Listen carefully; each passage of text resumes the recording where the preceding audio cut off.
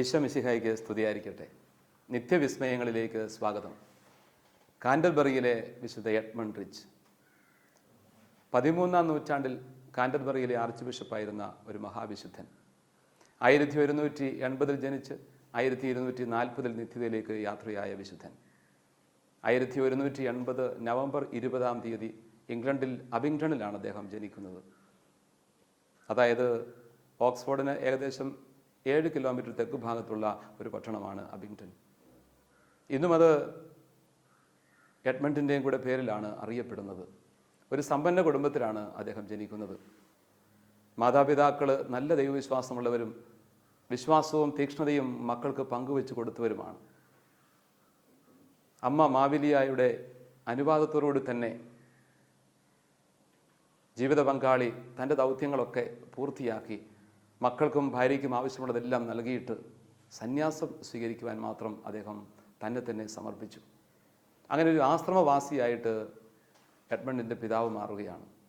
മാവിലിയ ഒരു സന്യാസിനിയെപ്പോലെയാണ് തൻ്റെ ജീവിതം നയിച്ച് തുടർന്നുള്ള നാളുകളിൽ. അങ്ങനെ ഗൃഹസ്ഥാശ്രമത്തിൽ തന്നെ യഥാർത്ഥ സന്യാസിനിയായിട്ട് ജീവിച്ച് മക്കൾക്ക് ആവശ്യമുള്ളതെല്ലാം നൽകി അവരെ യഥാർത്ഥ വിശുദ്ധിയിൽ, സ്നേഹത്തിൽ, നന്മയിൽ, സുഹൃതങ്ങളിൽ വളർത്തിയ ഒരു അമ്മ. എഡ്മണ്ടും അദ്ദേഹത്തിൻ്റെ സഹോദരൻ റോബർട്ടും, 2 സഹോദരിമാരും പരിശുദ്ധമായ ഒരു കുടുംബജീവിതത്തിൻ്റെ പശ്ചാത്തലത്തിൽ നല്ലവരായി വളർന്നു വന്നു.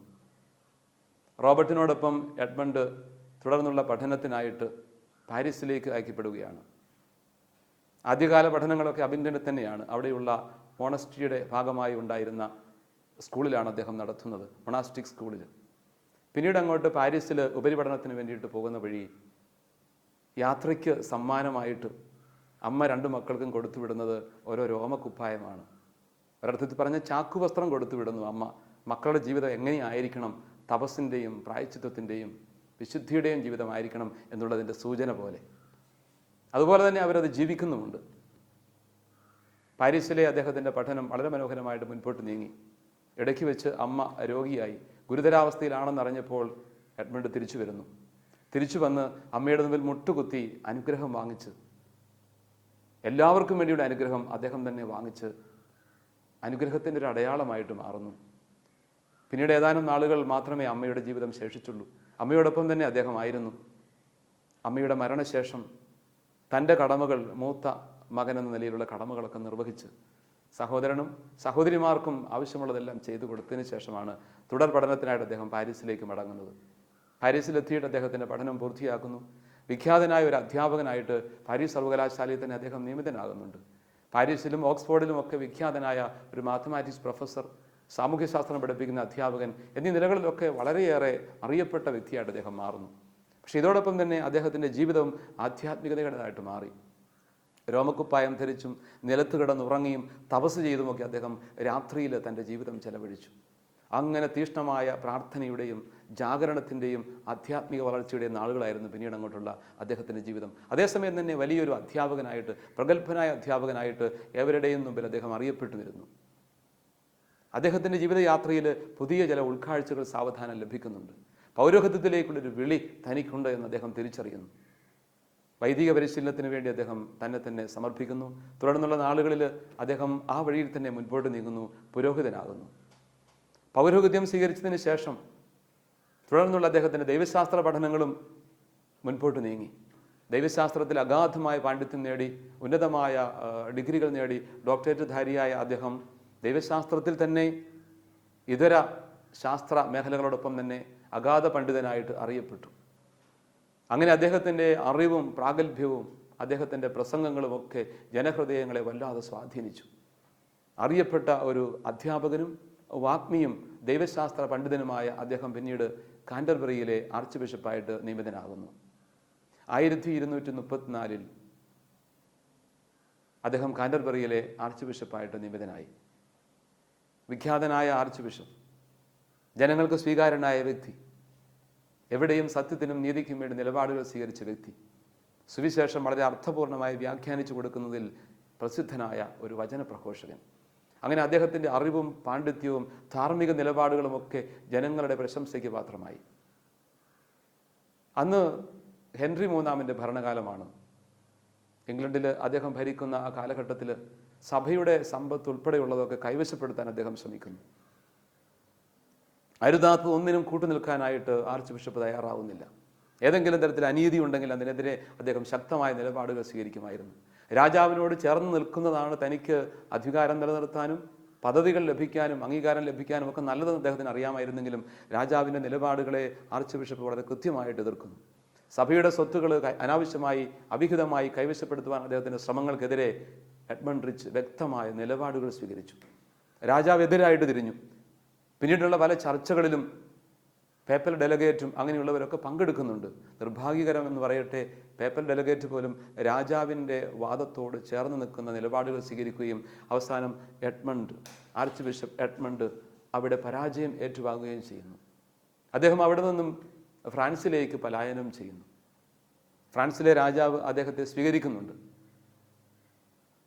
ഫ്രാൻസിൽ അദ്ദേഹം ചെന്നെത്തുന്നത് പോണ്ടിഗ്നിയിലെ ഒരു സിസ്റ്റേർഷ്യൻ ആബിയിലാണ്.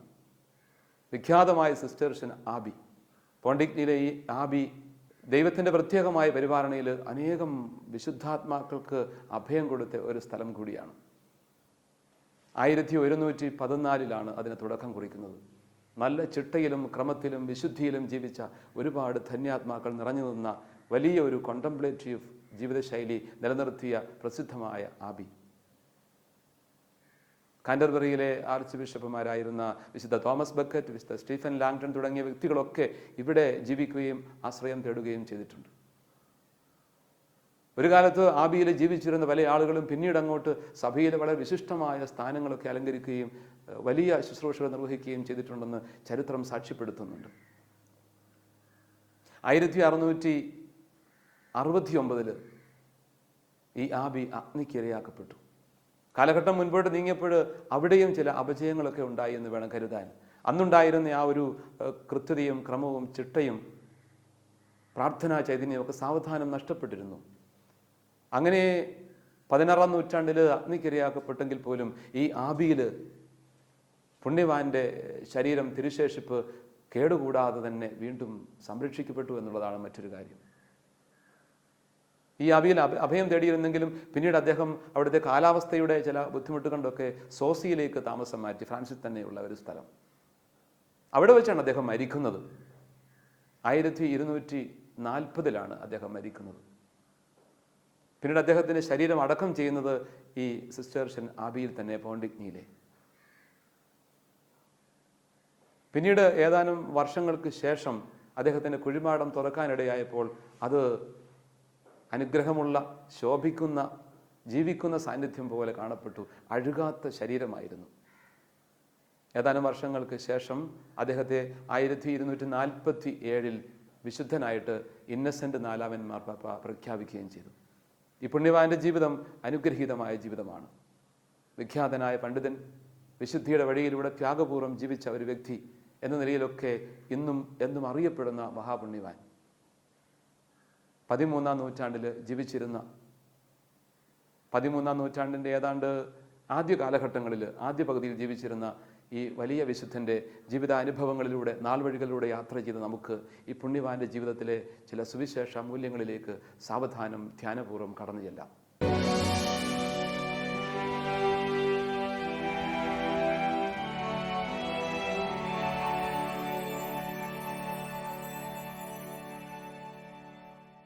വിശുദ്ധ എഡ്മണ്ട് റിച്ചിൻ്റെ ജീവിതം സുവിശേഷ മൂല്യങ്ങളുടെ മനോഹരമായ ഒരു ഏടാണ്.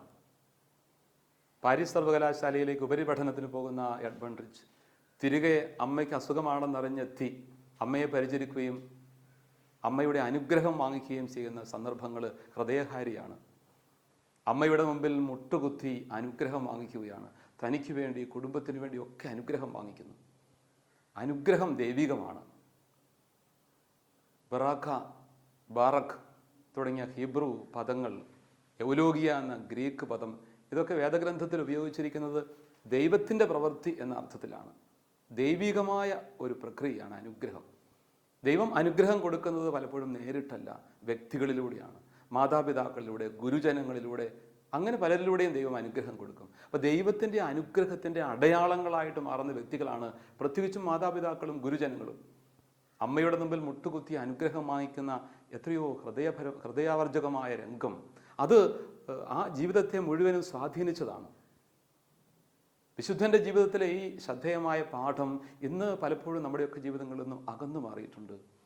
ഒരു വിവാഹത്തിനിറങ്ങുമ്പോൾ മാതാപിതാക്കളുടെ മുമ്പിൽ മുട്ടുകുത്തി അനുഗ്രഹം വാങ്ങിക്കുന്ന രംഗങ്ങൾ, ഏതെങ്കിലും ഒരു കാര്യത്തിനിറങ്ങുമ്പോൾ, ഒരു ജോലിക്ക് പോകുമ്പോൾ, പഠനത്തിന് പോകുമ്പോൾ അനുഗ്രഹം വാങ്ങിക്കുന്ന മക്കൾ, അതൊക്കെ ഇല്ലെന്നായിക്കൊണ്ടിരിക്കുന്നതിൻ്റെ ഒരു വലിയ ഹതഭാഗ്യാവസ്ഥ ഇന്ന് വർദ്ധിച്ചു വരുന്നു.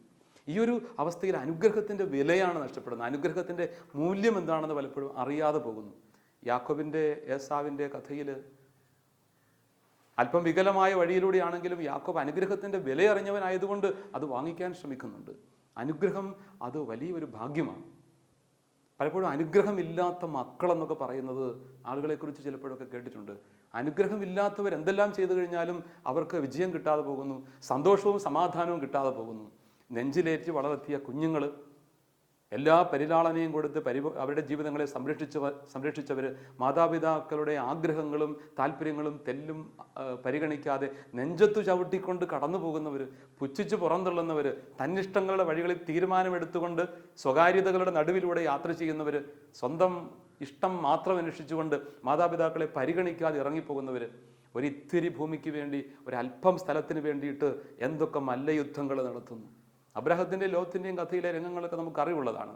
അനുഗ്രഹത്തിൻ്റെ മനുഷ്യൻ വിട്ടുകൊടുക്കും എന്ന് മാത്രമല്ല, അനുഗ്രഹത്തിൻ്റെ മനുഷ്യൻ മാതാപിതാക്കളുടെ മുമ്പിൽ ശിരസ് നമിക്കുമ്പോൾ അവർക്ക് അനുഗ്രഹം സിദ്ധിയായി തന്നെ ലഭിക്കുന്നു. സ്വത്തിന് വേണ്ടിയിട്ട് ഇത്തിരി വിട്ടുകൊടുക്കുക, മാതാപിതാക്കൾ നല്ല മനസ്സോടുകൂടി തരുന്നത് മാത്രം സ്വീകരിക്കുക, അതാണ് അനുഗ്രഹമായി മാറുന്നത്. ചിലപ്പോഴൊക്കെ അത്തരം സംഭവങ്ങൾ കേട്ടിട്ടുണ്ട്, തുറന്നു പറയുന്നത്. സഹോദരങ്ങൾ തമ്മിൽ സ്വത്ത് ഭാഗിക്കുന്ന സാഹചര്യങ്ങളിൽ ചിലരൊക്കെ വാശി പിടിച്ചു, ഇത്രയും വേണം, ഒട്ടും കുറയരുത്, എനിക്കുള്ളത് അതിൽ കുറെ കൂടി വേണം എന്നൊക്കെ പറഞ്ഞ് ശഠിക്കുമ്പോൾ മറ്റൊരാൾ മാറുന്നെന്ന് പറയുന്നു. കൊടുത്തോ, കുഴപ്പമൊന്നുമില്ല, എനിക്കിത് മതി, എനിക്ക് അപ്പൻ്റെ അനുഗ്രഹം കിട്ടിയാൽ മതി. അപ്പൻ്റെ അനുഗ്രഹം കിട്ടിയ ആളുകളാണ് പിന്നീട് വിജയിക്കുന്നത്.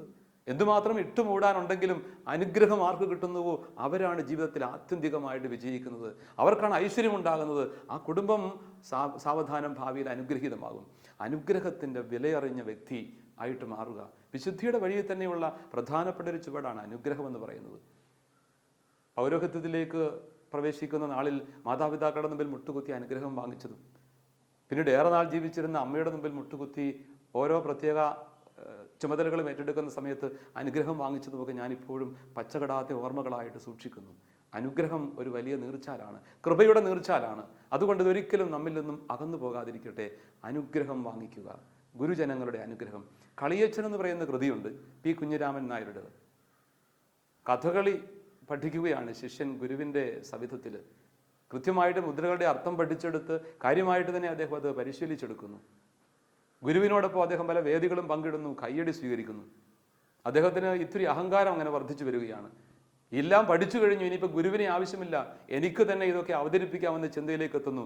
പഠനം പൂർത്തിയാക്കുന്നതിന് മുമ്പ് ഗുരുവിൻ്റെ അനുഗ്രഹം വാങ്ങിക്കാതെ ഒരു വേള ശിഷ്യൻ രംഗം വിട്ടിറങ്ങിയിട്ട് തൻ്റെ തന്നെ ഒരു പ്രത്യേക പ്രോഗ്രാം അവതരിപ്പിക്കുകയാണ്. അവിടെ അരങ്ങിൽ അദ്ദേഹം തൻ്റെ കഴിവുകൾ പ്രകടിപ്പിക്കാൻ ശ്രമിക്കുന്നുണ്ടെങ്കിലും മുദ്രകൾ പിഴയ്ക്കുന്നു, ചുവടുകൾ തെറ്റുന്നു, അദ്ദേഹം അവിടെ കുഴഞ്ഞു വീഴുന്നു. അനുഗ്രഹമില്ലാത്തവർക്കുണ്ടാകുന്ന അപകടം പലപ്പോഴും അറിയുന്നത് പിന്നീടായിരിക്കും. അതുകൊണ്ട് പ്രിയ സഹോദരി സഹോദരന്മാരെ, അനുഗ്രഹത്തിൻ്റെ വിലയറിഞ്ഞ് ജീവിക്കാൻ കഴിയട്ടെ. പുണ്യവാനായ എഡ്മണ്ട് റിച്ചിനെ പോലെ അദ്ദേഹം ദാരിദ്ര്യത്തിൽ വിനയത്തിൽ ജീവിച്ച മനുഷ്യനാണ്. ഇഷ്ടം പോലെ എല്ലാം ഉണ്ടായിരുന്നു, സമ്പത്തുണ്ടായിരുന്നു, പ്രതാപങ്ങളുണ്ടായിരുന്നു, വലിയ അറിവുണ്ടായിരുന്നു, മഹാപണ്ഡിതനായിരുന്നു. പക്ഷേ വിനീതനായിട്ട് ആ മനുഷ്യൻ ദാരിദ്ര്യം മൃതമായി സ്വീകരിച്ചു. ആത്മാവിൽ ദരിദ്രർ ഭാഗ്യവാന്മാർ, എന്തുകൊണ്ടെന്നാൽ സ്വർഗരാജ്യം അവരുടേതാണ്. തിരുവചനം പറയും. ലൂക്കാസ് സുവിശേഷം 6-ാം അധ്യായത്തിലാണെങ്കിൽ ദരിദ്രരെ നിങ്ങൾ ഭാഗ്യവാന്മാരെന്നാണ് ഈശോ പറയുന്നത്. സുവിശേഷ ഭാഗ്യങ്ങളുടെ തുടക്കം അങ്ങനെ തന്നെയാണ്. കർത്താവിനെ സമ്പത്തായി കാണുക, ദൈവത്തിൽ ആശ്രയിക്കുക. അവിടെയാണ് യഥാർത്ഥത്തിൽ ദാരിദ്ര്യം എന്ന അർത്ഥം തന്നെ ജീവിക്കാൻ പറ്റുന്നത്. ദൈവം സമ്പത്താകുമ്പോൾ ബാക്കിയൊക്കെ നിസ്സാരമായിട്ട് മാറുന്നു. വിനയത്തോടൊപ്പം ലാളിത്യവും ദാരിദ്ര്യവും ഒക്കെ ചേർന്ന് വരുമ്പോൾ അവിടെ സുഹൃതം ജനിക്കുന്നു, അവിടെ വിശുദ്ധി ഉണ്ടാകുന്നു. അതുകൊണ്ട് നമുക്ക് വിനീതരായി ജീവിക്കാൻ, ലളിതമായി ജീവിക്കാൻ സാധിക്കട്ടെ.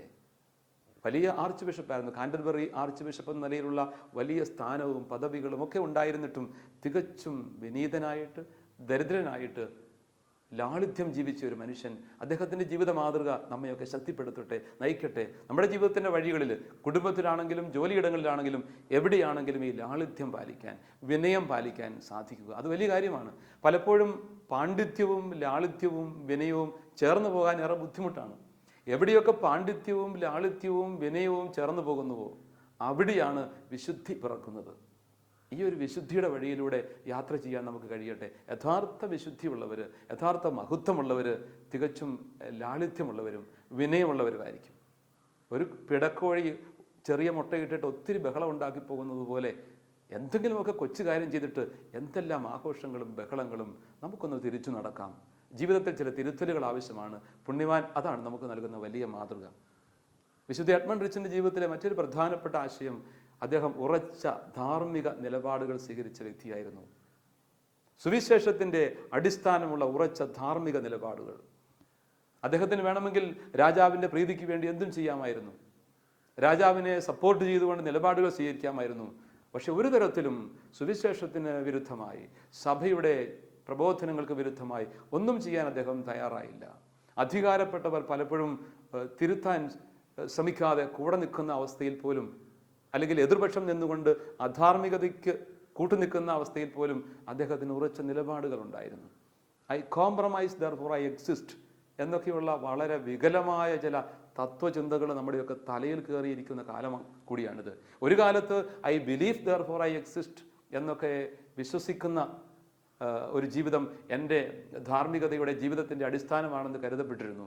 എങ്കിൽ ഇന്നത് മാറിയിട്ട് I compromise therefore I exist.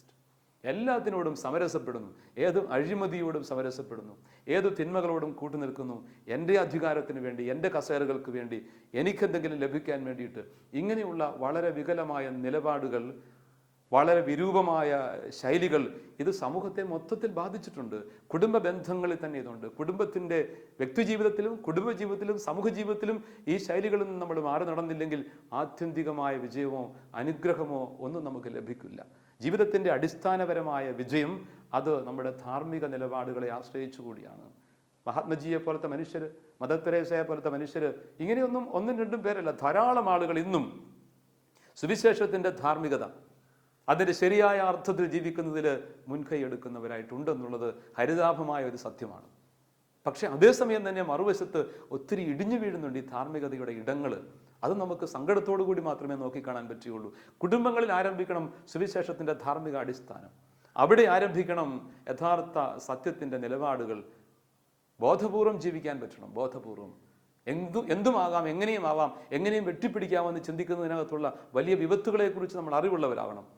കോഴികളുടെ ക്ഷേമാശ്വര്യങ്ങൾക്ക് വേണ്ടി കുറുക്കൻ ഒരു കോർപ്പറേഷൻ നിർമ്മിച്ചാൽ എങ്ങനെ ഇരിക്കും എന്ന് പറയുന്നത് പോലെ പലപ്പോഴും നടക്കുന്നത്. രാഷ്ട്രീയത്തിൽ മാത്രമല്ല, സാമൂഹിക സാംസ്കാരിക മേഖലകളിലൊക്കെ ഏതെങ്കിലുമൊക്കെ ചില മുഖഭാവങ്ങളൊക്കെ കാണിച്ചുകൊണ്ട്, അല്ലെങ്കിൽ മുഖത്ത് കണ്ണിൽ പൊടിയിട്ടുകൊണ്ട് ഏതെങ്കിലുമൊക്കെ തരത്തിൽ എൻ്റെ കസേര ഉറപ്പിക്കാനും എനിക്ക് സമ്പാദിക്കാനും വേണ്ടി കോഴപ്പണമാണെങ്കിലും കള്ളത്തരമാണെങ്കിലും അഴിമതിയാണെങ്കിലും ഒക്കെ വർദ്ധിച്ചു വരുന്ന ഈ കാലഘട്ടത്തിൽ വലിയ തെറ്റുധാരണകൾ സർവ്വഥാ വ്യാപിക്കുകയാണ്. തിരുത്തിയെടുക്കാൻ നമുക്ക് കഴിയണം. പുണ്യവാനായ എഡ്മണ്ട് റിച്ച് എടുത്ത നിലപാടുകൾ, ധാർമ്മികതയുടെ നിലപാടുകൾ നമുക്ക് ശക്തി പകരണം. സുവിശേഷത്തിൽ ഊന്നിയ ഒരു ജീവിതം, അടിസ്ഥാനപരമായ ധാർമ്മികതയുടെ നിലപാടുകൾ ബോധപൂർവം ജീവിക്കാൻ നമുക്ക് സാധിക്കട്ടെ. എഡ്മണ്ട് റിച്ചിൻ്റെ ജീവിതത്തിൻ്റെ ആ മഹത്വം നമുക്ക് തിരിച്ചറിയാം. അനുഗ്രഹം വാങ്ങിച്ച മനുഷ്യൻ ദൈവത്തിൻ്റെ മുമ്പിൽ അനുഗ്രഹമായി മാറിയ അബ്രാഹത്തെ പോലെ അനുഗ്രഹമായി മാറുന്നു. മാതാപിതാക്കളിലൂടെ, ഗുരുജനങ്ങളിലൂടെ അനുഗ്രഹം വാങ്ങിക്കുന്ന മനുഷ്യൻ അവനും അവൻ്റെ കുടുംബത്തിനും സമൂഹത്തിനും ലോകത്തിനും മുഴുവനും അബ്രാഹത്തെ പോലെ അനുഗ്രഹമായി മാറുന്നു, വിശ്വാസികളുടെ പിതാവായി മാറുന്നുവെന്ന് അർത്ഥം. അതോടൊപ്പം തന്നെ ദാരിദ്ര്യത്തിൻ്റെ, വിനയത്തിൻ്റെ, ലാളിത്യത്തിൻ്റെ ഉദാത്തമായ ജീവിതശൈലി നമ്മുടെയും ജീവിതത്തിൻ്റെ ഭാഗമായി മാറട്ടെ. ഉറച്ച ധാർമ്മിക നിലപാടുകൾ വ്യക്തിജീവിതത്തിലും കുടുംബജീവിതത്തിലും സമൂഹ ജീവിതത്തിലും സഭാജീവിതത്തിലും എപ്പോഴും സ്വീകരിക്കുവാനുള്ള നെഞ്ചുറപ്പ്, അതിനുള്ള തീക്ഷ്ണതയും സമർപ്പണവും നമുക്ക് സ്വീകരിക്കാം. അങ്ങനെ കർത്താവിനെ നമ്മുടെ ജീവിതത്തിൻ്റെ കേന്ദ്രമായി, സുവിശേഷങ്ങളെ നമ്മുടെ ജീവിതത്തിൻ്റെ വഴിയായി തിരിച്ചറിയാൻ വിശുദ്ധ എഡ്മണ്ട് റിച്ചിൻ്റെ ജീവിത മാതൃക നമുക്ക് സഹായകമായി തീരട്ടെ. അങ്ങനെ വചനം നമ്മുടെ ജീവിതത്തിൽ മാംസം ധരിക്കുന്ന കൃപയുടെ നിറവിലേക്ക് നമുക്ക് പ്രവേശിക്കാം. ദൈവം നമ്മളെ ധാരാളമായി അനുഗ്രഹിക്കട്ടെ.